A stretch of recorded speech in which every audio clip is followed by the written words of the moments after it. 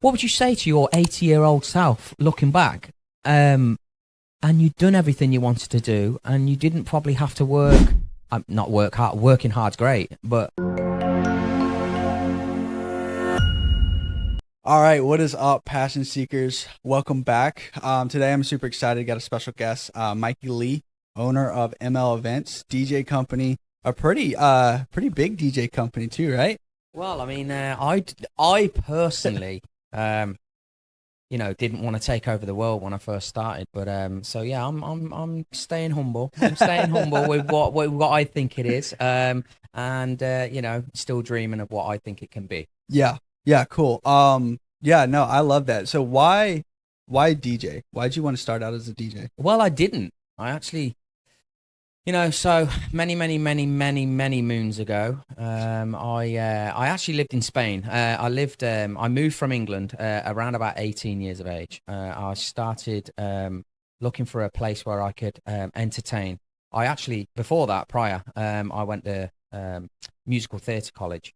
Okay. For a couple of years, around about 3 years. So I got my diploma from there, and knew I wanted to be either on a big stage or on a small stage. Whichever stage I was on, I knew I wanted to go and, I don't know, the cliche, make people smile. Yeah. So I'll be honest, how I got my kicks.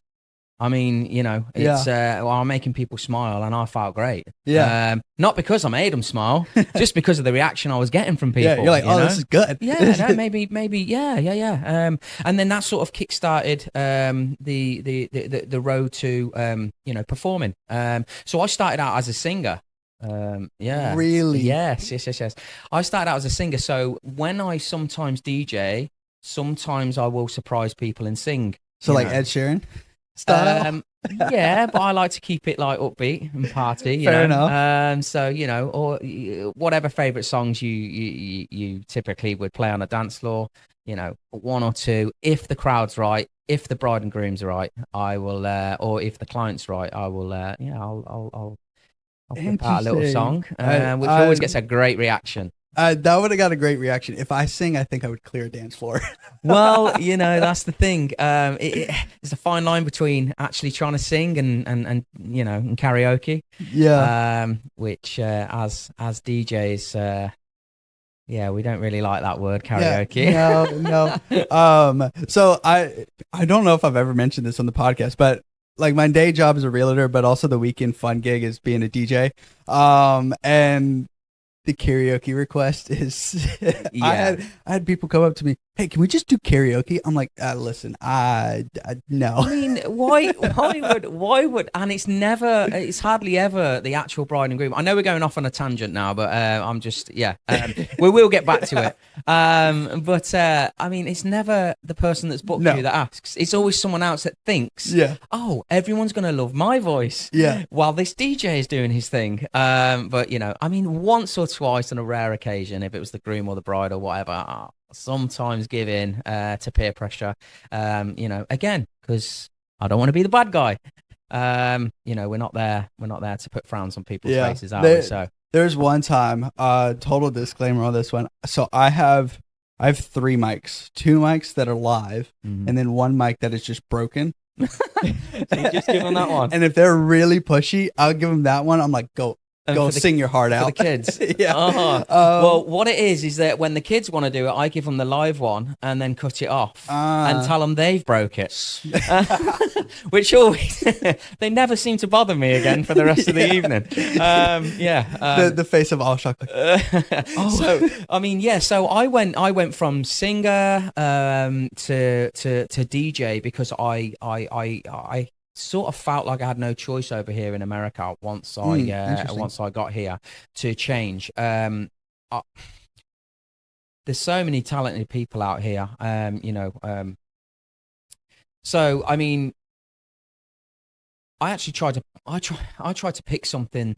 Not that when I got here I started DJing. I started DJing years and years before that in an island called Ibiza, or Ibiza, as you might say. Really? So I lived there for a while.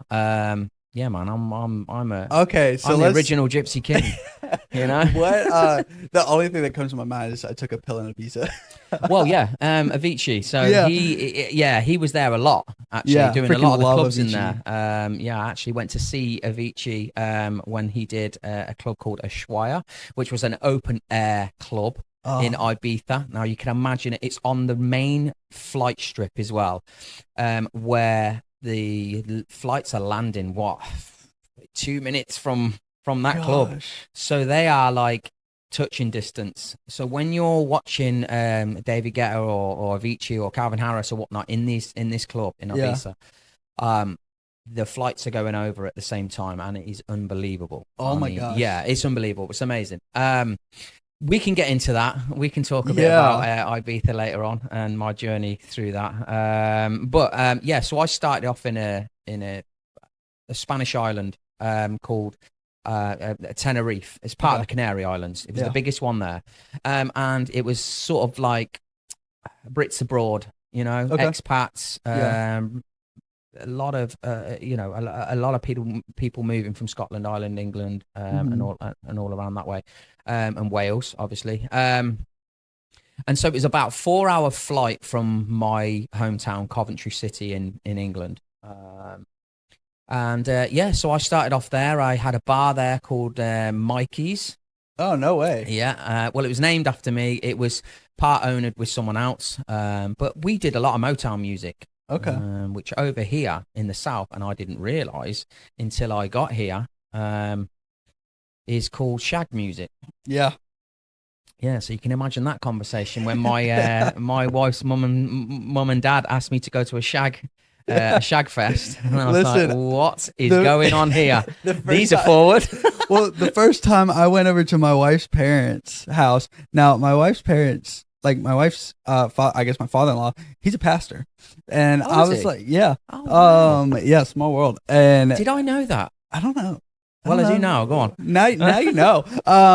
And I was like, yeah, I was like, we're going shagging on the pier. Yeah, that would have And my thrown me. wife looked at me. She Nah. was like, and I was like, what? She was like, do you know what that means? I was like, dancing. Like it's a style of dance. She was like, oh, okay. We were Right. So talking about so your wife's not from here? no, she's from Missouri, Oh, okay. Okay. the Well, that explains it. Midwest. Well, in England, it means something totally Yeah. different. And it's certainly something you don't want your mother-in-law that you've No. just met, soon to be mother-in-law, in fact, that you've just met, saying, would you like to She- come shagging? Yeah. I mean, I really like you. I think your family's lovely, but I don't think we're there yet, you know? I don't think we crossed that line Oh, or my ever. word. Yeah, she afterwards I was like, why was that so weird? And she like, Oh. no, you're good. She informed me what shagging was. I was like, oh, we're never gonna use that word ever again. So yeah, I mean, now I know, and thank God that it was, it was seen as something funny rather than, Yeah. offensive. But yeah, getting back to it, I was singing every single night on stage. Running karaoke as well on some nights of the week, Yeah. and having live acts on as well. Motown. We try to keep the acts Motown theme, so I was singing every night, and doing also observational comedy and things like that. Getting into the audience, finding out what they were doing, sort of, basically teasing people in a nice, polite way Yeah. to get laughs out of other people. As long as they were Entertaining. okay with it. Yeah. So it was basically I was a light-hearted compere. And then so DJing sort of come naturally because I'm from a musical family. All my sisters have voices. They all sing. I have particularly one sister, Katrina, or called Kat. Everyone calls her Kat. She's a singer-songwriter from the UK as well. So music is just like in my blood. Yeah. Totally in my blood. And yeah, no, I mean, it just felt like the right progression when I got a singing job in Ibiza and moved there, and then seeing all these DJs at these like pool parties and beautiful like Nikki Beach and things like that, and all these elegant places where it was like, not that I could afford it at all, but it was like $500, $600, $700 up to $1,000, sometimes $2,000, $3,000 a table. Yeah. You know, and these DJs are in there just keeping all these people sort of bopping, and I'm thinking, okay, right, how hard is this? Yeah. How hard is this to do? Because I wanted something to do in the evening and something to do in the day. So I thought, right, I went home and YouTubed a lot of DJs, beginners, DJing for idiots. Yeah. If I seen that book in front of me, I would have bought it there and 100%. then, because sometimes it's good to sort of, if I had that book, sometimes it is good to look back and remember what you forgot. It is a good reference. So yeah, when I started getting into DJing, I got my first job in a place called the Jacaranda Bar, which was a beautiful seafront infinity pool style lounge day.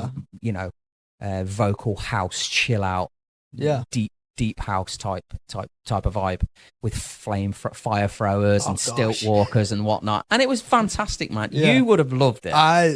You would have loved it. Catch me in Ibiza in literally a couple weeks. Are you going? I wish. Okay. I'll give me a gig and I'll go there. Man, I'm gonna have to go back through my little black book and find some contacts. Gosh, that'd be awesome. It was so it was there, and I actually DJ'd at a place called Nikki Beach, which was really nice, and they've got them in a few places. So it was sort of house music, because for me, house music, deep house music and whatnot was really easy to get into, because it's all it's all that sort of that rhythm. It doesn't, it's not like disco all over the place. It was quite easy for me to get into naturally, and obviously a little bit of luck and also a little bit of fake it till you make it.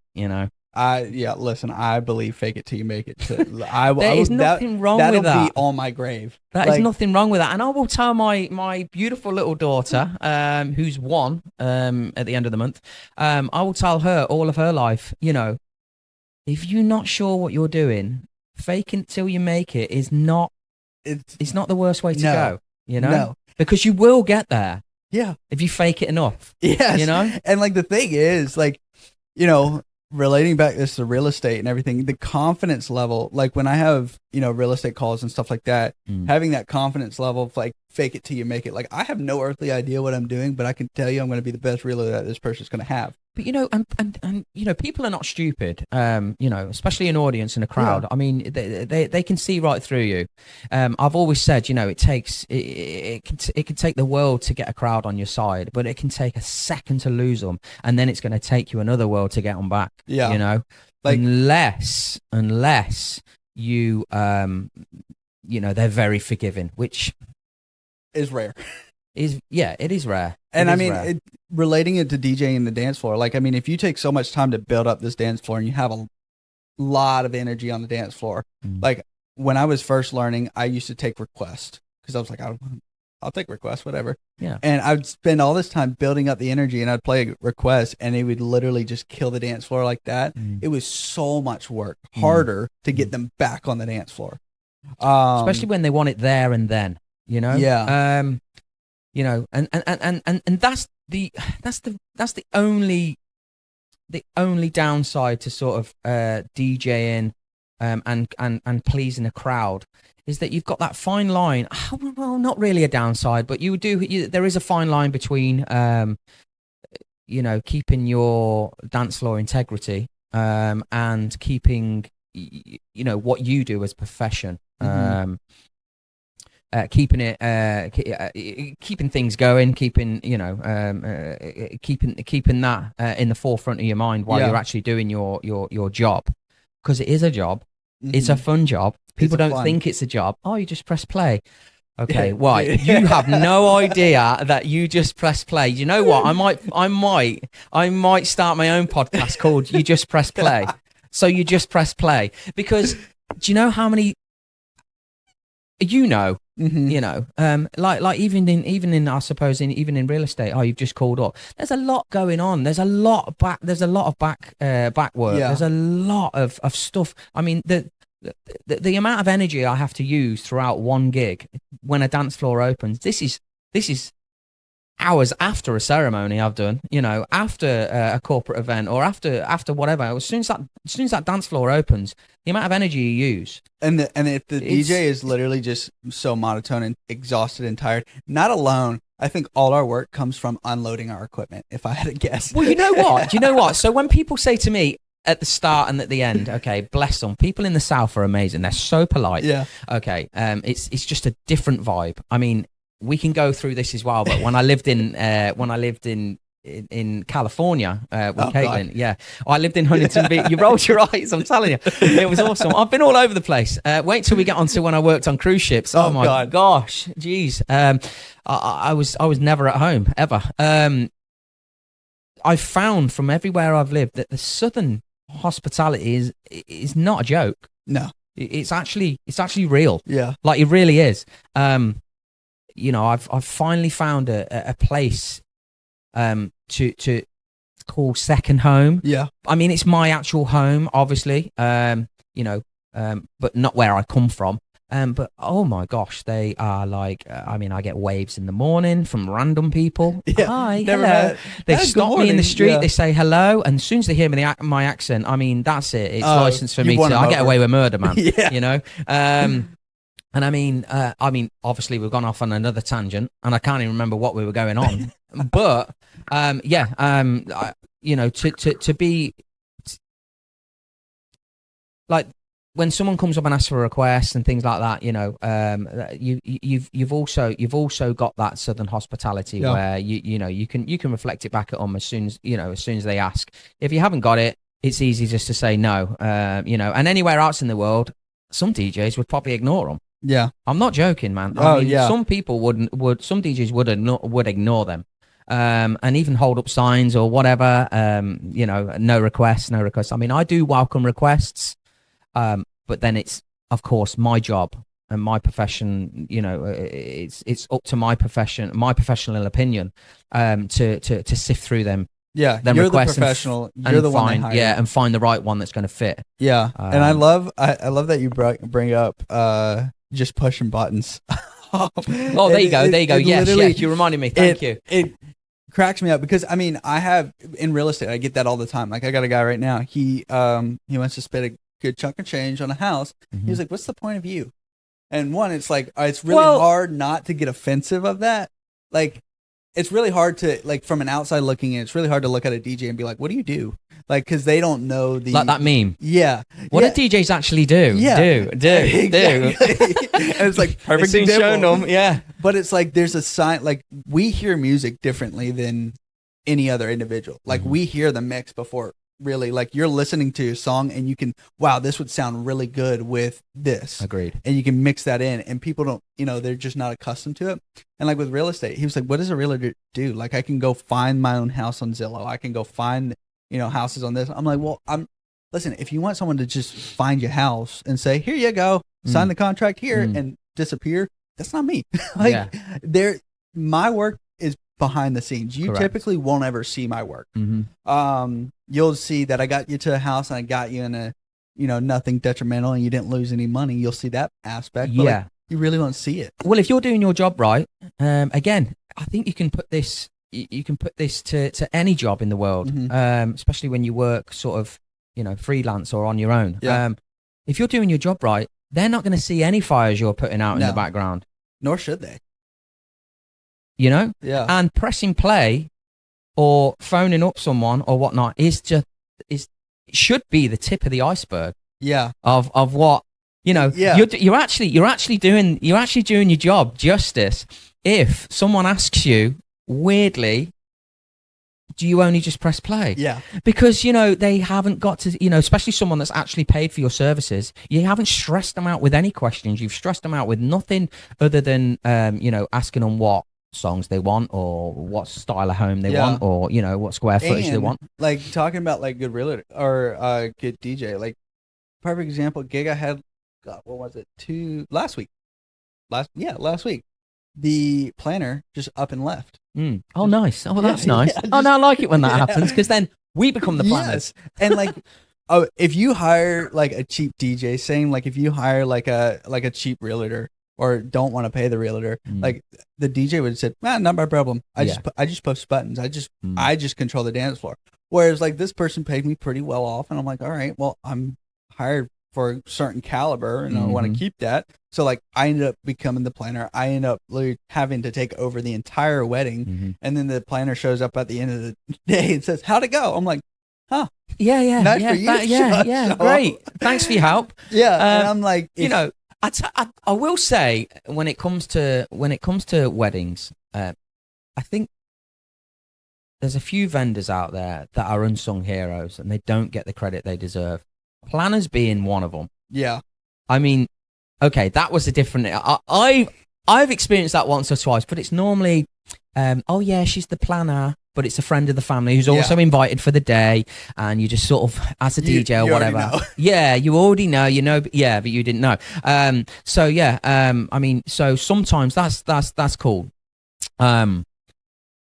Yeah, the planners are I could not do a wedding planner's job. I could not. I really couldn't. Not for organisation or anything like that. Just the amount of crap they got to go through. The amount of work that they actually do from being booked, to the exit, and then after the exit. I mean, they are dropping stuff home to brides' hotels or whatever the next day, the day after, that evening sometimes, like to their hotel rooms and stuff. And then the amount of planning that happens all the way through.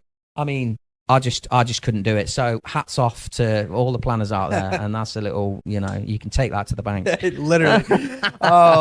Yeah. And I think I love it because it like goes back, you get what you pay for. Like when everyone's looking for like a cheap DJ or like a realtor for, cheap or whatever. Like for me, I charge a 3% in real estate. And even with the whole NAR lawsuit and everything, I charge 3%. Why? I was going to say that's all changing now as well, isn't it? Yeah, it's a whole. I mean, do we get into that or not? I mean, I know a bit about it. Well, it's more. I think it's good. Because now it's really holding other realtors accountable. Because they're actually going to have to be worth what they charge. So you could charge 1% all day long, but like you're going to get 1% service. Like it's not going to be that good. I mean, at that point, you might as well refer it. Yeah. Seriously. I mean, and like if, in my case, like if I don't have someone that wants to pay me 3%, like I'm fine telling them like, hey, listen, I charge a 3%. I'm not willing to negotiate that. Like that's pretty firm because here's what I offer and here's what I do. And if they're like, well, I just don't think that's, right. I'm like, that's fine. I'll refer you to someone that's willing to take it a little bit cheaper. Yeah. And you can get that type of service. And to me, because it's like as a DJ, if I take a discount gig, I don't come in with the same amount of energy, unfortunately. Well, it's harder. You've done a disservice to everyone else that paid full price. Yeah. You really have. Yes, on the odd occasion, or yes, if they're military or, nurses working very hard and teachers and things like that. Obviously, I will always give a discount to them professions. Yeah. Especially through the pandemic and whatnot, they definitely got help. Just because I wanted to help them and I wanted to be their DJ. Like, I really want you to have a good day, so I want to do it for you. Yeah. It wasn't tons, but it was enough to say thanks for everything you do. Like, here's a little extra towards something else that you want to put it towards, and let me be your DJ. And don't get me wrong. They get what they pay for, and they've got what they paid for before. When I first started out, when I wasn't charging nothing, I was charging next to nothing, just to get the experience. I'm sure your first couple of months in real estate, you would have done it all for completely nothing, just to get everyone's experience in exactly in the industry. Yeah, and it's like now that I've gained the experience, like I'm bringing my experience to the table. Like. Yes. Yeah, I've been in it for a year and a half, but in that year and a half, I've probably experienced an average realtor gets under contract 3 times a year. So I've done, 8 times that. So I was like, so like, wow. Plus doing it, But like now it's like I'm bringing that experience to the table. So when you do have something that most realtors haven't experienced or won't experience, it's like, I know how to handle it. I know how to navigate it. It's like, it's a cakewalk for me. It's also difficult to not come across like you're being big-headed, arrogant, or whatnot. Yeah. And also say, look, I come with a world of experience.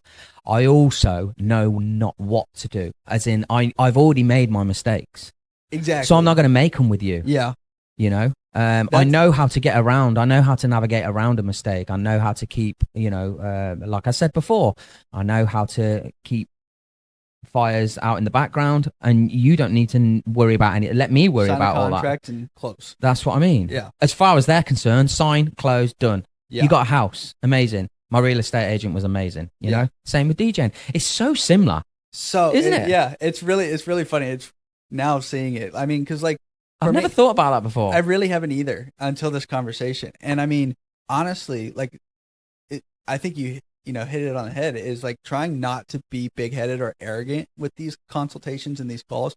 So difficult because it's like, yeah, I have a ton of experience in DJing and know, like, am I still learning? Am I still growing? Yeah, there's always new music. There's always new styles, all this stuff. But like, I've been doing weddings for, I think I'm on 6 years now. You see one wedding for a year, you've seen them all. Yeah. Like, they're all the same, and there's no such thing as a perfect wedding. Like, if everything goes right at a wedding, you need to just prepare yourself because something's about to explode. Yeah. That's when I get worried. Yes. That's when I start saying to the vendors, what? It's like the calm before the storm. Yeah. Sometimes it never happens. It's terrifying. It is, isn't it? So bad. My heart goes and I'm thinking, oh my gosh, this is going too smooth. I've got too much downtime here and I don't know why. Yeah. I have to go and do something. Yeah. Like, you know. That's how it is with real estate. Like, if I'm in, under contract and we're like, 2 weeks in, and I'm like, nothing's really happened. This has been super easy. And I'm just like, wait till before closing day. Something's going to happen. Yeah. But do you know what? I do like that as well because it keeps me on my toes. And I have always reacted well to being pushed in the deep end. Yeah. Whether it's through business, personal life, Sink or swim. or fight or flight is the best thing my mum ever said to me. Yeah. And I was like, I didn't understand it when I was little. Well, I can fly. Oh, this is amazing. Yeah. When? You know? I can fight. I know that. I mean, I've got 5 sisters. I know. I can't fight well, but, I could go down slinging. Oh, I mean, oh, jeez, man. It was a nightmare growing up with 5 sisters, all from an Irish family as well. Oh, obviously, we were born in England, but all from a big Irish family, and I was the only boy. So when one girl, me and one of my, and there's like a year and a bit between all of us, okay? Oh, God. So when I'd fight with one of them, as a kid, when I'd fight with one of them would call the other one would call the other one, and before you know it, I'm doing all right with one, and then 2, and then when there's 5, I mean, like, come on. Where's the white flag? We're surrendering. I'm out. I'll see you later. I'm shouting for dad. Dad, help. You're on your own, son, sort of thing. But no, definitely fight or flight in business is amazing. Yeah. And there's very rare times you will choose flight. Yeah.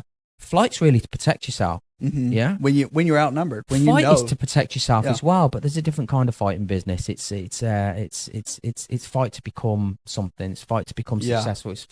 It's fight to become respected not in a bad way. In a respected with your peers. And nothing better than when, like, another vendor, or someone in the DJing and wedding events service community, and they refer you, or give you a review you never even asked for. You know, like Mikey was great, or Davis was great, or whatnot.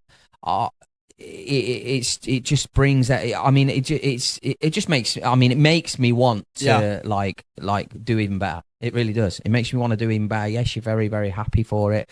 But the good thing is well about being me is that I'm never settled. Yeah. I am in life, as in with relationships and things like that, family, my wife, obviously. But always want more. Yeah. Always looking for the next big when thing. it's business, and when it's like doing something I'm passionate about, because I am my identity now. I definitely am. Mm-hmm. You know, I am a DJ company owner, but I don't see myself. Yes, I'm selling a service, but I'm also in sales. Mm-hmm. Really, I'm Yeah. selling myself every yeah. single day. You know, every single day on the phone, without me even knowing it. Yeah. You know, and I do think something that the success I've had over here in the States is the accent. I do think it's a little bit of a secret weapon. Yes, I am aware of it, that I do talk like this, and you know, and I am aware of the amount of people that want to ask about where I'm from, and they think it's cool and stuff like that, and I love it. Mm-hmm. Like, it literally, I could talk about it all day. If someone's got questions, I don't know why everyone thinks I know like the Queen and things like that. I mean, it's not like I walk into Bookhouse or Buckingham Palace or Windsor Castle or anywhere and, you know, stick my feet up and have a cup of tea with them, you know? Yeah. But yeah, they somehow they seem to think that I know all the royal family. It is fascinating. But that's a big thing over here, though, isn't it? It really is. Including my wife is wrapped up in it as well. Is she watched The Crown? Yes. Mate, have you watched The Crown? No. Oh man, I need to get her in here. Talk to her about it. Man, I can't get on it. Oh, it's brilliant. But it's definitely accents. I always told my wife, I was like, man, I just need to learn it. I just need to spend a year over in England or somewhere, get the dialect, so then I could just turn it on when I'm on a sales call. Well, people on at events, they always say to me, "Are you faking that accent?" And I'm thinking, I mean, if I was going to fake an accent, why would it be the one I was born with?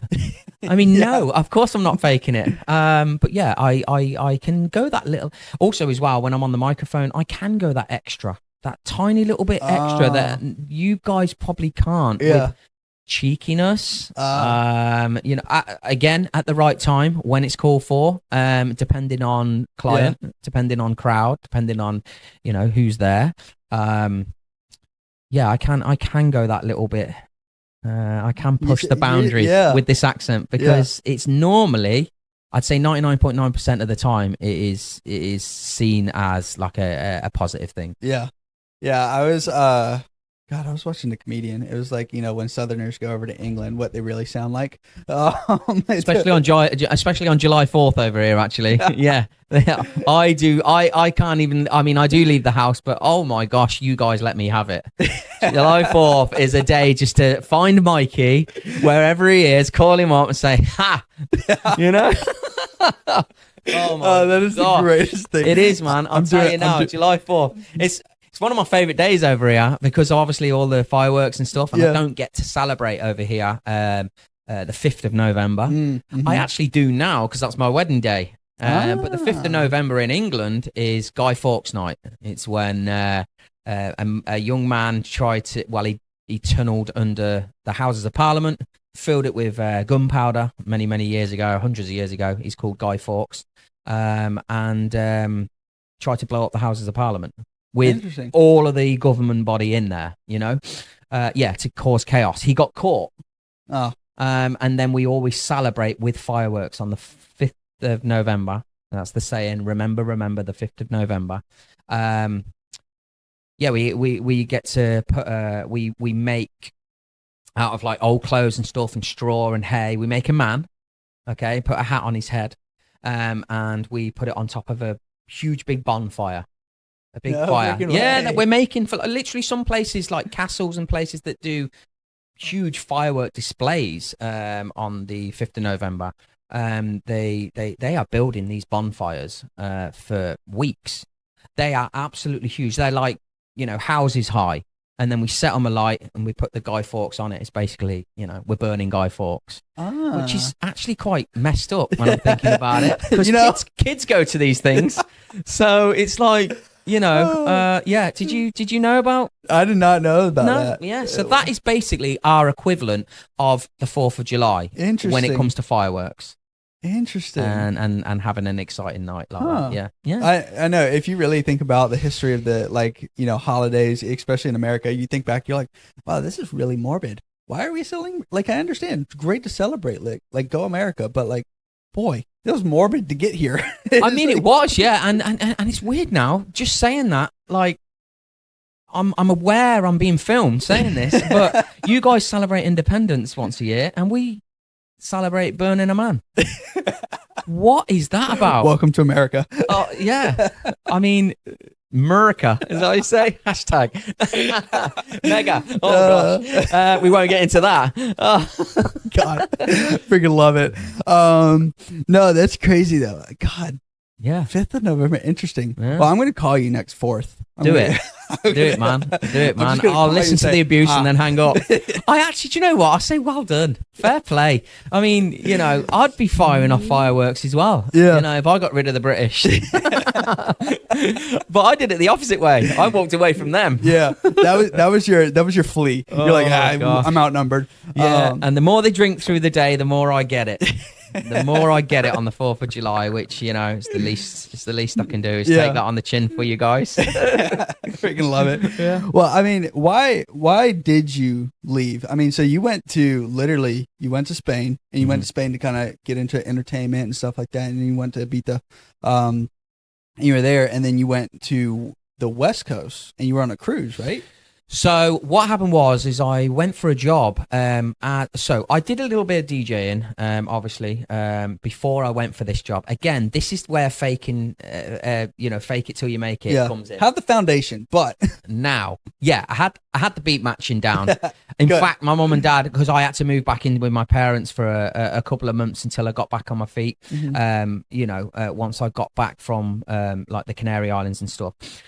So I had a few months to kill. Obviously had a vision of what I was going to do. I even had my vision board and stuff like that, you know, with cruise ships on it, America on it. But the cruise ships happened before America, but the cruise ships happened in America, which was nice. You know? It was so weird. My sister said to me, do a vision board. I was like, no. And they were like, okay, watch The Secret. I was like, okay, have you ever watched The Secret? Yeah. Okay. Yeah. It was for those of you that don't know, it was a Netflix was it a documentary? Like a documentary just telling you how to sort of manifest like good thoughts, put them out into the world and things like that. I was like, no, you sort of create your own luck in this world, and again, fight or flight. I'm just going to fight my way through and just get. Wherever I'm supposed to be, I do believe that wherever I'm supposed to be, I will be. Yeah. So anyway, so I watched that, and then I just put the vision board up, and I was like, I just put some stuff up. When I got some magazines from the travel agents, which I don't think you have out here. We used to, not anymore. Oh, okay. So we still do in England, loads of them. I went and got some magazines, cut some stuff out, and I mean, this is like mid-20s, as in like I'm in my mid-20s by then, like coming into my 30s. I'm thinking, how silly is this? Pinning stuff up on my board like it's like a teenage crush or something. Like, what am I doing? Yeah. But everything came up. Dude, everything happened for me. It was weird. I'm so glad you brought that up. So last year, I did a vision board. I read a book called The Answer. The Answer. It's called The Answer. It's a business book and how to manifest and all that stuff. And I was like, this is a load of crap. Like manifesting vision boards. I'm like, this is so weird. And then The Answer goes into the science behind it of like why it actually works. It says when you create a vision board, you're actually putting emotion to it. And then when you put it somewhere where you look at it every single day, then it's a constant reminder. So gets into the brain where it's like the reticulating activating system recognizes those things. So like in this case, a cruise DJ. So basically your reticulating activating system is going to filter words. So like DJ, the word DJ, if you are in a restaurant or someone, you will probably hear someone that's talking about a wedding and saying, "Oh, I'm looking for a DJ," and your ears will pick that up and you'll respond to it. Right. So like it's setting those expectations in your subconscious. So yes. So it's like when you're in a group of crowd, like in a big crowd, and the cool analogy that I said is like at a concert. There's everybody talking around you, but the only person you're listening to is the person in front of you. But the person behind you just talked, like for me, it'd be real estate. So the person behind you just started talking about buying a house. you would literally be talking to the mid-sentence and hear the person say, well, I'm just looking for a house and all this stuff. So you'd zone in on that. Yeah. Then your brain would say, oh, wait, hey, this is something that you know and like are looking for. And it would basically switch focus to that. That's like a cheat. Yeah. Cheat code. Yeah. No, that's when I read it. Maybe that's like, what happened then. Yeah. So like because I thought the vision board and all that crap was Me too, hogwash. man. Me too. Absolutely. No way. I was like, there's no way. No freaking way. So I created one and literally everything just started kind of just unfolding. I haven't hit literally nearly all my vision board is quite like extreme, but like one of them was I wanted to take a trip to Venice and ride a gondola. And I literally did that. Man, I should have put that on there. Oh man, So- why did I miss that one? Well, now I'm gonna do another one. You got to create another one. Yeah. But the guy who wrote it, John Arsoff, he put a vision board of a house that he really wanted. It was a vineyard in California that he absolutely loved, and he did it. And 10 years later, he was moved into this new house in California and everything. He was unpacking everything. He unpacked his vision box, and it was a cutout of the house that he was bought. And he didn't even keep track of his vision board. He just created it a long time ago, just put it in a box. And I was unpacking, and he opened it, and it was like, holy crap! This was the magazine of the house that I'm currently standing in. And now that is freaky. it's freaky. And Yeah. when he got into the science of it and everything, which I'm the furthest from a science person, Mhm. but I was like, I mean, what's going to happen? I'm going to create a vision board and nothing happens. All right, well, I just keep living my life. Yeah. Or I create a vision board and something does What's the happen. worst that's what I thought. Well, what's the worst that can happen? I mean, at the end of the day, I look like a I'm dork living. Yeah, I'm 20 something years old. I'm still, I'm still don't know what I want to do in life. I obviously know that I want to do some sort of entertaining. And also I didn't want to stay still at that point. I just wanted to travel. I just wanted to see everything. Honestly, talk about looking over your neighbour's fence and finding the grass is greener, as in like, I want what they've got sort of thing. Oh, that was me, man. That was me. Not like jealousy or anything. It's just Experience. Experience. Yeah, I wanted them experiences. I wanted to wake up in different places all the time, which cruising didn't really cross my mind at all throughout my life. Just never thought it was an option. I'd never get onto a cruise ship in America. How can I do that? You need this, you need visas, you need and then you do figure it out. You do find out. Once you like you say, maybe it was just in my head. Maybe after I put that up, because I didn't get exactly where I wanted to get in America. It was always New York. I loved New York. I'd been to New York a couple of times. I loved it. So up there was the Statue of Liberty and all these different little bits and stuff, but it worked out perfect for me, You're still on the East Coast. I mean, yeah. I could go to New York if I want. But, sometimes they say to you, if you love Disneyland, don't work there. Yeah. Because then you'll see behind the scenes. I loved loads of things, and I did go and work at places, and I was like, oh God, this wasn't all it's cracked up to be, Yeah. It's like, oh gosh, I wish I hadn't have bothered with this, because that's completely ruined it for me. The only thing that doesn't work for in life is like chocolate. Or something that because honestly, you give me the Willy Wonka's chocolate factory, man, and I'll just drink the lot. I'll have the whole river. It doesn't bother me. My wife loves chocolate, and we went to the Lindt chocolate factory. Oh yeah, and did you? Yeah, unlimited chocolate, all you could eat. Where's that? It's in Switzerland. Oh, Switzerland. Okay, because we've got the Cadbury's World is what stone's throw from my house in Birmingham. Not my house here. In the UK. But yeah, it was awesome. We just got to eat and eat and eat and eat. Yeah, and literally we went there. I've never ate so much chocolate, and I'm not a big chocolate person. I'm more of a candy person. My wife's a chocolate person. No, I'm both. But I ate so much chocolate. I was like, I feel so sick. Yeah. And then like 30 minutes later, I'm like, man, I could go eat some more chocolate. Smash some chocolate now. Absolutely smash. Happy days. Give me that chocolate. But you're right on that. I mean, like, with the vision board, like, you put stuff up there and everything, but if some things don't come true, I mean, would you say typically if it doesn't come true, it's typically for the best? Always. Yeah. always say, or always think, or always let people know, you know, if they're sad about something and didn't get this house, or, you know, they didn't get this vendor, or they didn't, or in my personal life, you know, she or he didn't, you know, is no longer friends with this person. Yeah. It's always meant to be.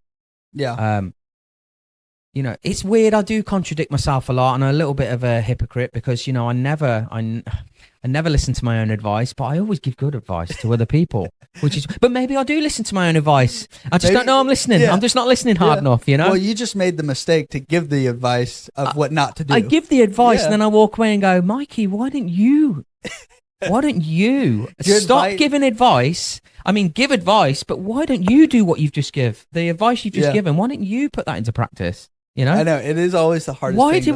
Why do we do that? It's weird because I mean, I do the same thing. Like, I'm obsessed with business, and like with, you know, Anna and everything, she's kind of wanting to create her own business, all this stuff. And I give advice, and then I walk away, and I'm like, why am I not doing that? Yeah. Wait a minute. Yeah. So, I mean, when it comes to stuff like, you know, oh, it'll happen when it happens and things like that. Okay, I most probably do give myself that advice in my head, you know, but you know, I'm probably just impatient and waiting for it to happen. I'm extremely impatient. I am, yeah. I tell you what I do. I tell you what I have done, and I do. I really like. I mean, people talking, conversations, shaking hands, can always win on a handshake. Always, you know, I can always. It's always been a strength of mine. To either if I get someone on the phone, or I speak to someone in person, you know, after that conversation, they feel very relaxed. They feel, you know, this is how I feel it goes anyway. Yeah. They might go away and go, who's that? You know, who's that guy? You know, but you know, I always feel, like it's a better way to approach anything. You know, just talk it out, sort of thing. Like today, like this podcast. I mean, I haven't done one before, never. You know, nervous, a little bit nervous. I mean, sometimes I'm nervous going to events, you know, but it's like an excited ball of nervous energy, which is really, like really good. And a little bit, I want it to happen, but a little bit scared. You know, not scared, more fear, more anxious. A little bit more, a little bit anxious. So that's why I'm here. That's why I'm doing it. I'm doing it because I didn't want to do it. Yeah. I'm so glad you say that, because I mean, with business, like in my real estate business, I'm trying to create this, you know, I call it empire in my head. Like, I want, like, but why not? Why not think like that? Like, I want to rule the world. Like, why is that such a bad thing? But like, am I? Probably not. Like, but I want to think that. I want to have the freedom to think that big and have the confidence to know that I can do that if I want to. But also the humility to realize there's a lot of things to go through. I have failed so many times. No joke. You know, when people say, you know, it takes 20 years to become an overnight success. Yeah. I still don't see myself as a success at all. I wake up every day and go, right, say to my wife, I've got to do this today. I've got to do that. I've got to do this. She's like, slow down, Mikey. Like, you need it. Like, this stuff will happen. You can't do everything in one day. Concentrate on one thing and hold your daughter for a second. Yeah, you know? I feel like that's why. All right. It's like, okay. Oh gosh, humbled straight away. Change that. Oh, like, what? I feel like my wife says the exact same thing, because I want to change the world tomorrow. Like, I want everything to change tomorrow. Yeah, I'm very impatient. What would you say to your 80-year-old self looking back? And you'd done everything you wanted to do, and you didn't probably have to work. Not work hard. Working hard's great, but you didn't have to stress about getting there because you eventually got there. I ask myself that question all the time, and it's like, trust the process. If it's meant to be, it's meant to be. If I'm doing all the right things, then it'll happen. And that way, it's sort of like a loophole where we can get out of stuff that happens that you didn't want to happen. Yeah. You know, well, that was supposed to happen, you know, I don't know, car broke down. It's a rubbish day. It's supposed to happen. Okay, cool. Right. How can we build on it the next day? And also you can also put that towards, you know, a bad gig. Yeah. You know, a client where everything didn't slot into place. And it did go wrong. Yeah. Because we're all human. Yeah. We're not AI yet, you know? We're not AI yet. And things will go wrong, and things do go wrong. But again, like I say, I bring it back to my point from earlier. It comes with experience to keep that, not lie, but keep that from other people, you know, deal with it, you know, put out fires the way you know best. Like, I mean, I think about that. Like, if you had to go to a client and tell them everything that went wrong, that would be like, what's the point of you? Oh, they wouldn't. Yeah, true. And if imagine telling a client everything that could go wrong before they've even like agreed to your services or anything, everything that could go wrong. I mean, that's not what you go in with, is it? Yeah. You want to tell them everything that can go right. Yeah. But you can only tell them everything that can go right because you know everything that can go wrong. Yeah. Does that even make sense? Because it does in my head, but that's my dyslexic coming through. I don't know. It's like you tell them everything that you go right because you know of all the ways that it can go wrong, but you have the experience to make that wrong. Correct. Right. And problem solving. I love problem solving. And that as a DJ, like, and I think this is where I think I'm realizing where DJ and real estate is literally so similar. Like, DJ is problem solving. Like, if you're a wedding DJ, you're a problem solver. You got to figure out, like, oh, you show up to the venue and the power's like 300 feet away and you only have 100 foot of cord. Straight on it. You're straight into problem solving. Yeah, it's like, all right, what can I do? How can I literally Jimmy rig this thing to make it work? I can't tell you how many times I'm like, literally, the wedding that I had last week, my computer crashed on Monday. No. It did. As you were at the other wedding, and I was telling you the joke about the computer. Well, I plugged in my hard drive with all my backup music into my board. All my hard drive music was gone. I was like, "What? Hold on." So your backup to your backup was gone. No, your backup was gone. Yeah. Right. So show me your next backup. So then my next backup, I was like, all right, hide. I was like, I wanted to just go in a hole and cry, but I was like, all right. It happened on Monday. My wedding that I had was on Saturday. I was like, I'll take it to computer store, have them repair it. I'll get it back Thursday. All will be good. Took it to the computer store. They were like, hey, it's either the battery or the motherboard. I was like, okay, so the whole computer is the battery. Is this a Mac? Yeah. Okay. And I made one mistake in this. I did not go to the Apple store because the Apple store couldn't get me until Friday. Right. So I was like, I just took it to a guy that specializes in Macs. Okay. He called me Friday and said, hey, we don't have the battery. So we'll call you when it's going to be ready. I was like, when's it going to be ready? We'll probably have the battery on Saturday. I was like, Saturday morning, Saturday afternoon, Saturday morning. I was like, all right, I don't want to sit around and wait. I have a wedding Saturday. So I called a friend who got a computer, didn't have a gig, plugged his computer in.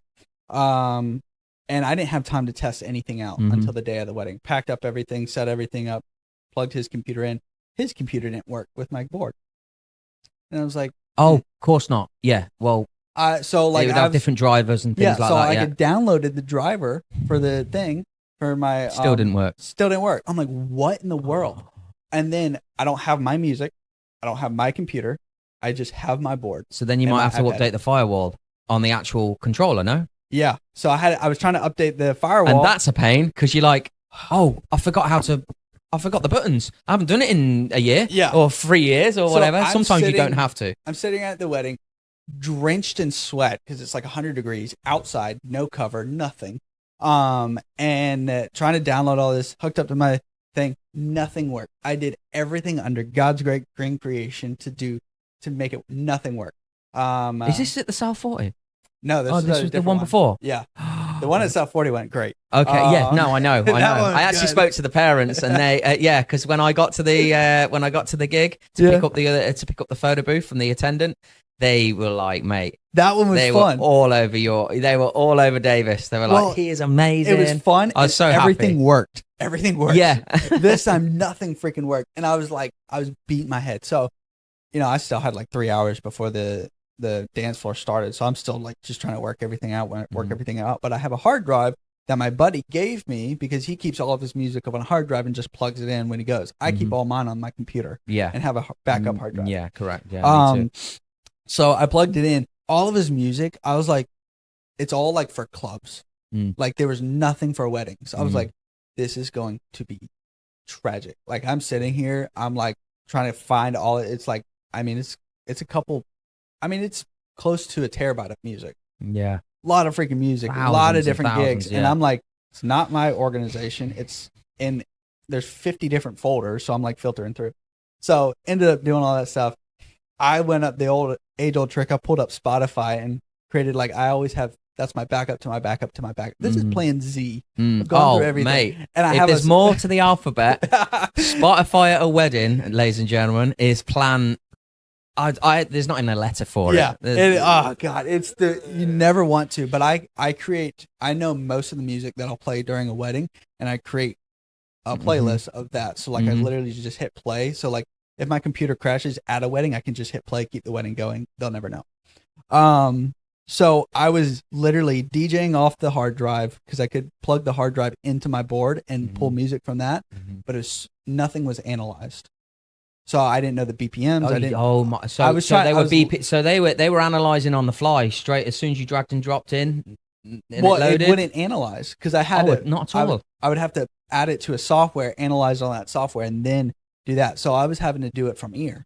So I was trying to recognize the beats just from not even. That's not a bad thing, but not live. But not live when you're first doing it. You know? I did not like doing it live. Wow. And this was also the one where the planner left. So it was a wedding, dude. At the end of the wedding, I looked like I jumped in a pool because I was just David. It was so hot.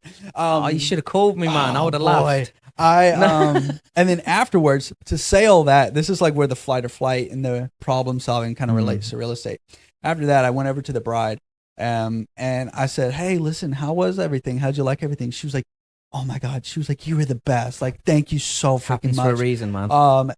This was absolutely thank you, and because they knew the planners left or whatever happened during the event, and they were like, "Thank you for stepping in and all this stuff and trying to fill that void and all that." And the dance floor was absolutely amazing. And I'm thinking in my head, I'm like, "You have no idea. Little do you know what just went on. You have no idea." Like, could you imagine if I went to the bride and said, "Hey, listen, I don't have a computer. I don't have any music. I don't know how I'm going to DJ your dance floor." But you know what?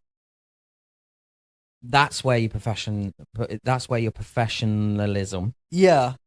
That's where that comes in. And that's where you caring about it comes in. That's where your pride in your work comes in. Because you wouldn't have sweated at all if you didn't care. No. Mate. And dude, I can't tell you how many DJs will literally, and not even just DJs, but realtors as well, that would just say, "It's too big for me to understand." Like, yeah. Like, I can't tell you how many someone else's problem. Yeah. Oh. But like, for me, it's like, goes back to your thing where you're saying like, you don't talk about the problems because one, you care enough and you're good enough and you have the experience to make that. If a problem does arise, they'll never know. Now, you could have told your bride at the end of the night, yeah. after the wedding, "Hey, I did all this. I had to do all this. I've been running around like crazy for the last few days just so you had a great night." You could have said all that, but what is that going to do for her? Yeah. It's going to make her feel bad. Yeah. In your heart and in your head, it might be like look how much I did for you sort of thing. It's not good for anyone. So the thing, mate, you did that. Fair play to you. That is brilliant. Night. That was good. I texted and I was like, can't wait for this wedding to be over. Yeah. I didn't get to have as much fun DJing because it was, trying to DJ. Like I would load 2 songs, get them mixed in my headphones, and then pull up a song on Spotify that I think would flow with the mix. So I'd play Spotify, then I'd have plenty of time to go look through the albums to try to find the next 2 songs to go ahead and mix, and then play a spot. So I didn't get time to actually really enjoy my music and enjoy my mixes because I was just you always think, man, what do DJs actually do again? Push buttons, man. After all of that. That's just the music. That was just to get some sort of dance floor going for a crowd. That was before ceremony. That was before setting signals for microphones. That is before testing. That's before all your wires. That's before even getting there. Mate. And that's where I think why I love DJing and real estate. Like I love DJing for the music. Like I just love the music and I play my music and I get to have fun with it. But the problem solving is really problem solving is it's the best part of my day. It's a high, like, because when you do it, when you isn't it great just to you know, I don't know whether I could say this or even to do this, but isn't it great just to stick your twos up to to the problem and go, Exactly. like, got ya, bring the next one on. Well, don't. But yeah, don't bring the next one. But like, gives me energy, man. Oh yeah, because at the end of it, when I was packing up, I was like, I just pulled off this, and I have no earthly idea. Do I ever want to do it again? No. I know how to come up with more backups to my backups to my backups to know, like, all right, now I have a new problem that I haven't experienced before. But it was so much better when I talked to the bride, and she did not even know anything was wrong. She still had the best day. Yeah, and they go, oh, well, we didn't know any of that. This was amazing, you know? And you're like, wow, I did it really. And that's like why I love real estate. Because it's like I have this huge gig job going on right now. We close on the 12th. And like there's been issue after issue with the builder. It's new construction. And been so many things happening. Yeah. And like I called my client the other day. We chit chat back and forth. And I was just kind of filling him out. He asked me how the project's going. And I told him everything. He was like, that's been going on? I'm like, yeah. He was like, oh. He was like, yeah, but it's like, yeah, but don't worry about it. Yeah. I mean, all you have done is worried about it, you know? Yeah. It's not just, I mean, the commission, I can say this because my wife's in real estate. Yeah. The commission that you guys earn, I mean, for the amount of work that I see Caitlin do, my wife, and, you know, you guys and everyone at Carolina One, I mean, it's unbelievable. Yeah. It's you are literally lawyers.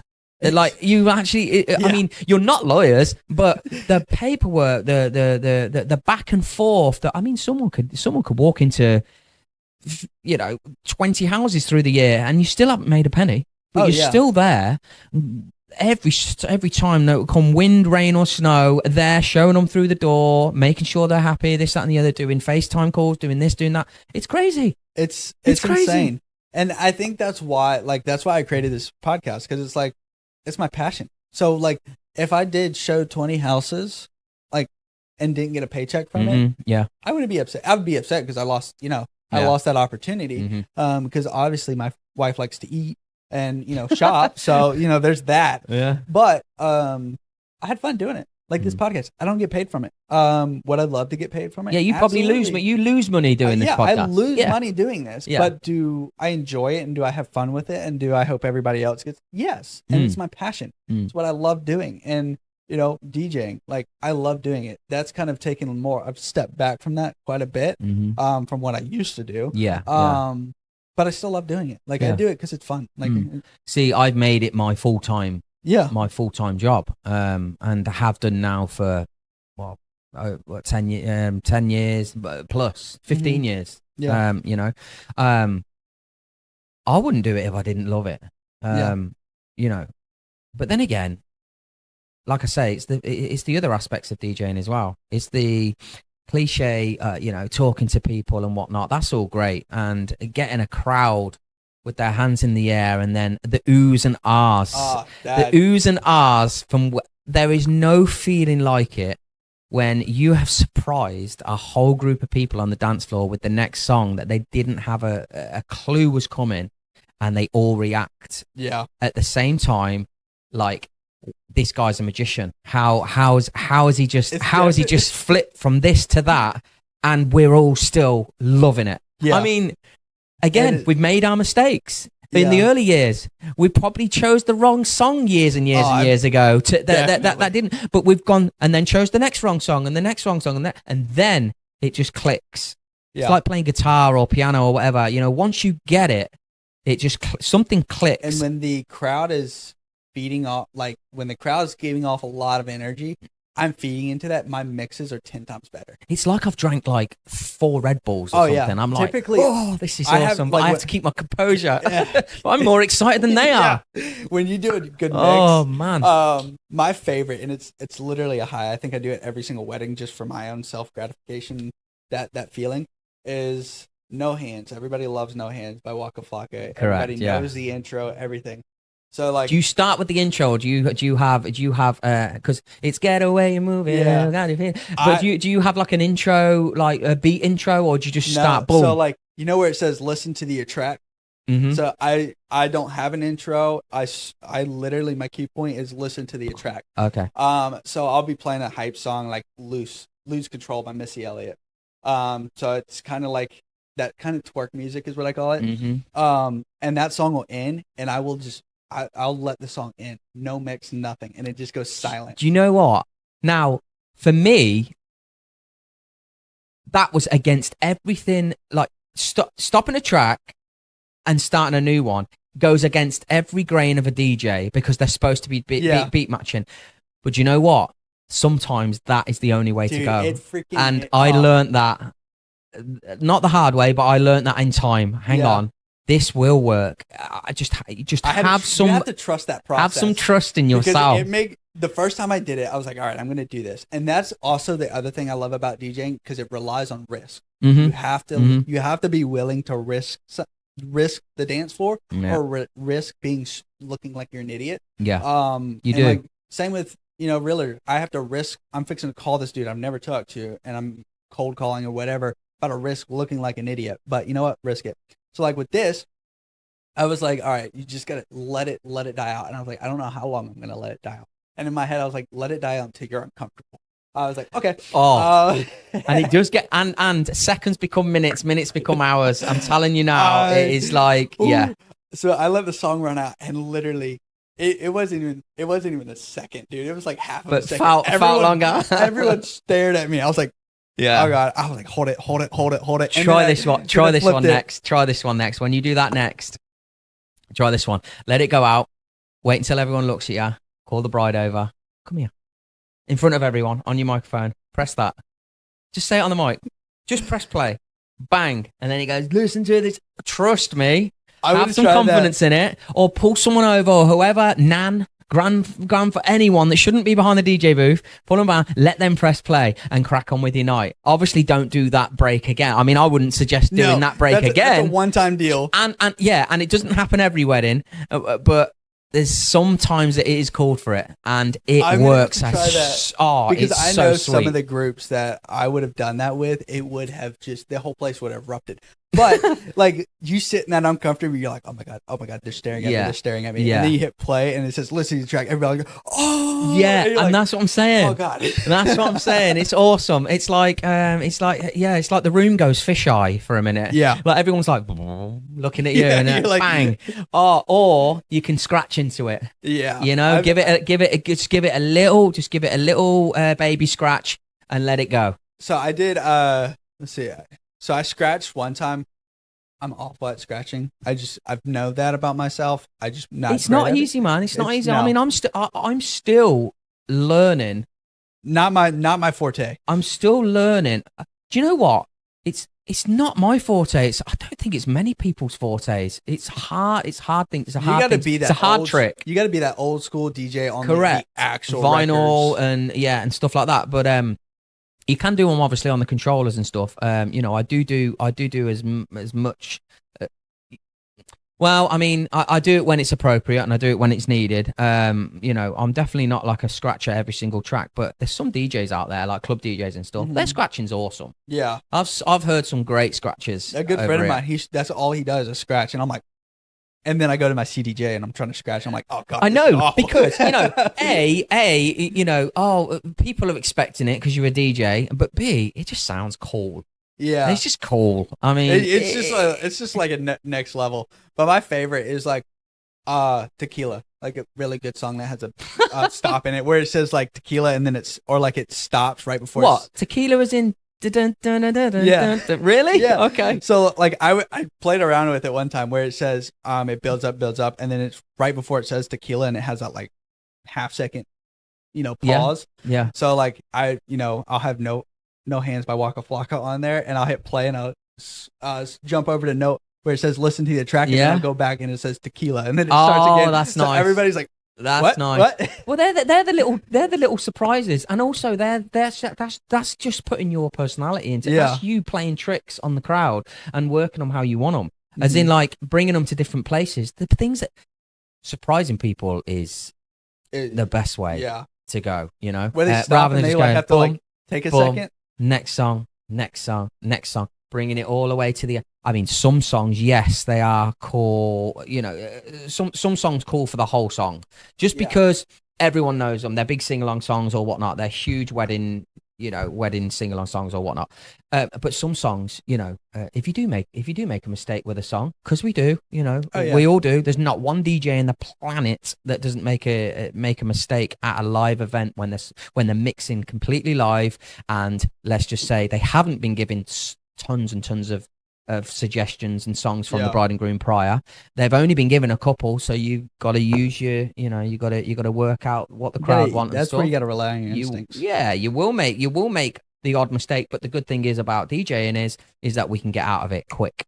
Mm-hmm. You know, we can get out of it quick and create a moment. Yeah, you know, I've played a song one time and it cleared that I was pretty confident on the song. It was a newer song. I've learned playing newer songs it just doesn't hit right. You can sometimes work it in. Oh man, them newer songs at weddings are hard work. They're so freaking hard. They're just not. They're not there yet. And they're so like black and white. Like you either absolutely love it and you've listened it to 8 times on repeat on the way to the wedding, or you hate it because you've heard it 8 times on the way to the wedding. So it's like it's like one of those things. And then when you put your window down, everyone else is hearing it. Oh, so like you hit play and you start to mix it over, and literally there's been times it was a newer song. I mix it over and literally the whole dance floor just kind of stopped bouncing and started fading out. I was like, oh crap. And then I had that's when I started to panic and realize, no, it's just part of the game. Like it's just, I mean, really being a DJ is a game. It is. Like when you're on the dance floor, it's like, how can I get as many people on the dance floor as long as possible? Or how can I get them like it, you know? It's definitely, there's a smoke screen. Yeah, it's the best, funnest job in the planet, in the world. Yeah. When people are watching you do it, but it's also someone's one day they get for their whole life in some cases. You know,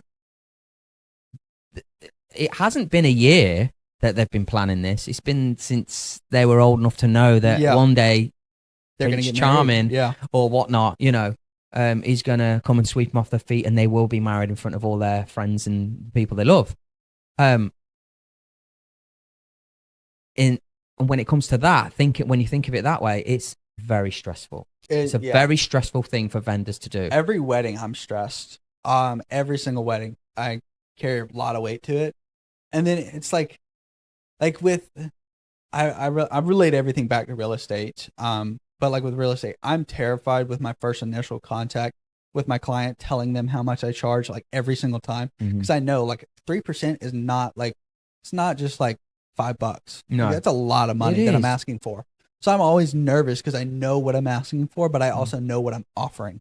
So like when I go into a wedding, like I'm terrified. Like I'm terrified to mess up. I'm terrified of all these things, but that's also what makes me such a good DJ because I'm terrified. Like that's what I'm saying. Like I said, like coming here today. Exactly. I wasn't terrified, but you know, it wasn't something that, you know, oh God, this is new to me, you know, it's new.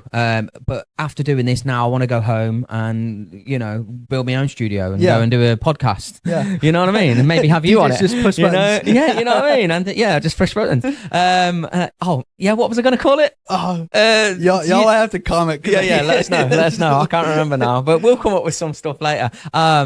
But I mean, it's doing things that you're uncomfortable with is the only way you'll grow. Yeah. Only way you'll grow in personal life, in business, DJing, real estate. It's the only way you're going to grow if you don't feel comfortable. I don't mean go into a house, you know, with a crazy man and on your own and stuff like that as a real estate. I mean, like, yeah. Like for me, like, cold calling a neighborhood because a client really wants to be in this neighborhood is uncomfortable. It makes me cringe. I like don't want to do it, but I'm also doors and but I have a client that really wants this neighborhood and this type of house. My obligation is to call people and what's the worst they're going to say? No, I don't want to sell. Okay, cool. Bye. Yeah. And so like, and believe me, they say a lot worse than that sometimes on the phone, I'm sure, for cold calling. Yeah. Yeah. Because Caitlin's done the cold calling as well, you know, and it's sometimes brutal. It is tough, but like leaning into that because it makes me uncomfortable. It makes you better as well. Yeah. Like now cold calling, it's not my favorite thing to do, but like, I don't mind having a conversation with a random dude on the side of the road. Like unpacking my car's not the favorite thing to do, but I know I've got to do it. Yeah. You know, and it's like, it's part of being a realtor is being able to do those things. And that's why kind of looping this all back, that whole NAR thing that we talked about, the big change. I think that's why it's so good, because now it's requiring agents that literally just cold called and got lucky and said, hey, I'll be your agent, go under new construction, and then they disappear and then they show up at closing. Mm-hmm. Like that's, I mean, that's how it was kind of with me. Like a new construction house, my agent, you know, there was no like relationship there or anything like that. And then in closing showed up and all that fun stuff. And it's like, now it's requiring agents to be better, to do better, to do more. Like, and plus, I mean, there must be, I don't know how many real estate agents there are in Charleston. Too many. Oh, way too many. There's like, I think rounding up at 8,000 realtors. Really? Yeah. 8,000 realtors in. Yeah. Oh, wow. So, wow, that was way more than I thought. But still, I thought there was too many when I thought there was like 3,000. But well, there's like 8,000. Because I had the president of our company, Carolina One, come in and we were kind of talking about it. And that's probably what NAR settlement that's going to be doing, is pushing out a lot of those 8,000 that really don't do that much.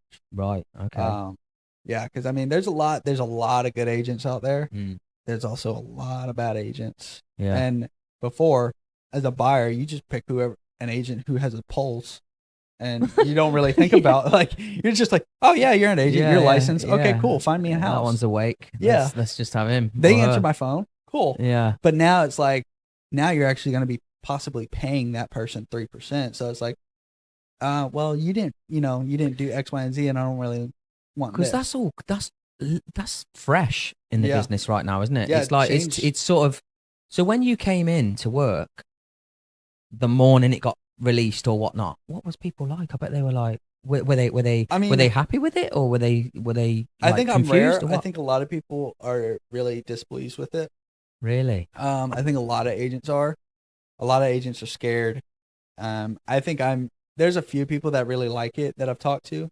There's also a lot of people that hate it. I think I'm one of the rare ones that do like it, because I'm like, no, I can present my value well enough. And also, if I tell this, hey, listen, I charge 3%, the seller's willing to pay 2%. That means 1% comes from you, in that case, or whatever. And they're unwilling to pay me. Well, I don't really want to work someone that doesn't see my value. No. That's where I've kind of gotten. And I'm like, listen, you're not going to hurt my feelings if you say, like, when that dude told me, like, what are you actually worth? Like, what's the point of a realtor? Like, initially, like, as a human being, I'm like, how dare you? But then at the same time, I'm like, yeah, that's a valid question. What is the point? Because average realtor just opens up the doors. Yeah, at the end of the day, I mean, that's just that's basically an interview question for you. Yeah. What are you bringing? And you know what? 9 times out of 10, they're probably not meaning it to be like disrespectful or anything. Unless you can sense the tone. Like, what do you actually bring? Yeah. I mean, or as opposed to, so what are you going to bring to this? Because I'm interviewing other people, but I really want to know what you can bring. Again, back to DJing. It's exactly the same thing. When I get a call from a bride, and I say to them, at the end of it, sometimes, I will not be offended if you don't go with me. I just want you to have a great day, pick what's right for you. If I've not got the right package for you or whatnot, but they'll ask me, what can you bring to my day? What's your experience? What have you done before? How many weddings you done? You're basically being interviewed. Exactly. And initially, like, it question hurt me. Like, I was like, oh, how dare you? But at the same time, I'm like, no, it's like, at the end of the day, he doesn't see my value. I want him to have a house. Do I want to get paid, and do I want to help him? Yes. Is that my main reason? No. My main reason is to get him a house. Same way with you. Like, your main reason is to make sure that they have an amazing wedding day. If you're not the person that can help them have that amazing wedding day, that's not personal. It's one of the 2 biggest things you'll do in your life. Yeah. I know it's definitely 2 out of top 5 of things that you'll do in your life, most important milestones and whatnot as adults. It's definitely and I don't know what order it goes in, but moving house or buying a house is a stressful thing, and everyone knows it. And being married, getting married, like that build up to being married. Caitlin, I promise you, that was not me saying it's stressful being married to you. I love you to death. You are my best mate. All right, it's stressful building up to the to the wedding day. So, it's I can't believe how similar this is. I know it's really it makes sense why I love real estate so much. Yeah. Because also, like, I mean, what was it? The 5 most stressful things people go through: divorce, purchasing house, death was on there. Death of a relative, I'd say. I mean, that is. Planning a funeral, and then I think planning a wedding was on there as well. Yeah. So, I mean, that's why and you 4th hire of July for a British person. Huh? Yeah, it's definitely stressful. So, like, you know, with those things, and like, you know, that's why we get paid what we get paid. Like, yeah, that's what I mean. To take the stress away from the person that, Exactly. that is buying our services. And like, you know? if you like, to my client that I told him, I was like, listen, I'm not here to find you a house. I'm here to help you get into the house with little stress as nearly possible, or as least as amount. I said, but if you want to take on the challenge yourself and do it, like, there's contracts online that you can go download and all that stuff and use those contracts, do your own negotiating, do everything yourself, hire your own attorneys. If that's something that you want to do, listen, kudos to you. Maybe you should get licensed. Like, if you, well, I mean, there's very few signs out there that say, you know, sale by owner. Yeah. And it's for that reason, you know, at the end of the day, they've either tried that before. You know, that's why you don't see these signs. People have tried it before and realized how difficult it actually is. The 97% of for sale by owners typically end up selling with an agent. I mean, how long does it take? How long does it take before they go, you know what, I need an agent because this is crazy? I think it's 3 to 6 months. Wow. Typically, they'll list it for 3 to 6 months, and then they end up. So you know what you want to do? Go out looking for them sale by owners and slip your card under the door, because one day they're going to call you and say, come and sell my house because I've had enough. But yeah, I mean, I think that's the whole, like, of real estate agent, of a DJ, like, presenting your value and not being offended if they go the other way. But yeah, no, this has been fun. This has been. It's not over, is it? Well, we're going to be tying up here. No. How long's that been? It's been an hour and 26 minutes. Man, I had loads to talk about. I know, I'm a bit of a talker. I've had a coffee this morning, so I was like, dude, I ran out of coffee. Have you? At the house. I'm going this afternoon to get some. But we'll have to have you on again, or you could just have me on your podcast. Do you know what? Do you know what it was? I was on the way here thinking, I've got all this stuff. What am I doing? What do you think? What I was like, I have the audio equipment. I have all the cables. I was like, I just need a camera. Just need the camera, yeah. Just need a microphone and the backdrop. One more, mate, and pretty soon it'll be as big as Joe Rogan. Let's hope so. You know what I mean? Like and subscribe, so God it will bless be you guys. But Mikey, I really appreciate it. No worries, it'll be a lot of fun. But yeah, thanks for having me. If y'all have a good idea for what he should name his podcast, comment below, because I'm interested on that. But well, me and Caitlin are thinking of doing one, Beauty and the Brit. Yeah, and obviously she's the beauty, and I'm the Brit. And just talking about what it's like to be married to an Englishman, or and dude, all that day to day. That'll go viral. Silly things that happen, but yeah, mate. Thanks for having me, man. Absolutely, you're awesome. I appreciate you. Absolutely. Well, Passion Seekers, we'll catch you up on the next one. Peace.